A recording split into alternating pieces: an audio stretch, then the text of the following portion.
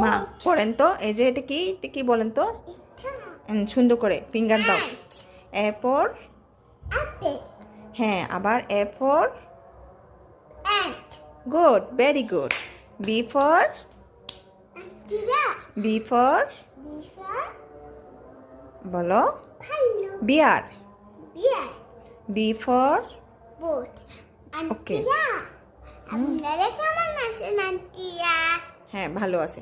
এখন তুমি যে স্টাডি করতে পারো, তুমি যে পড়াশোনা করতে পারো, হ্যাঁ, আন্টিদেরকে সবাইকে দেখাইতে হবে না, বলতে হবে না। মামা আমাকে সব কিছু কিনতে স্কেটিটা অনেকগুলো পাখি দিয়ে সরাত করেছে। হ্যাঁ। জানেন আপনি যা খবর পাই না? হ্যাঁ খবর পাইছি, এখন মায়েরা দিছে। এবার পড়ো, C for, C for carrot, very good. C for কোলো, crow, good. D for, D for deer, হ্যাঁ আবার বলো, ডি ফর ডিফর ডকি, ডাকি, ভেরি গুড। গুড গুড করে রাখে।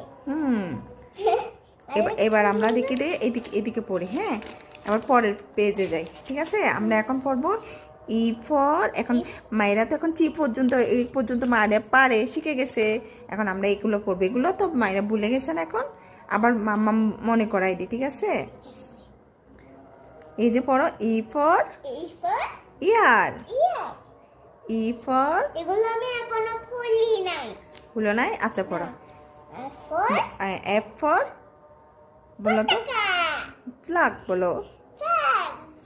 G for for grape, grape, S for S for মুরগি আর হর্স। হ্যান, হ্যাঁ হর্স আছে, হ্যান আছে।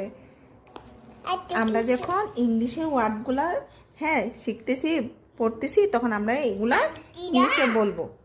আন্টিরা জানেন আমার অনেকগুলো বই খাতা আছে। বই খাতা থাকলে তো হবে না, পড়াশোনা করতে হবে। পড়াশোনা না করলে তো কেউ আদর করবে না তোমাকে, তুমি বড় হতে পারবে না।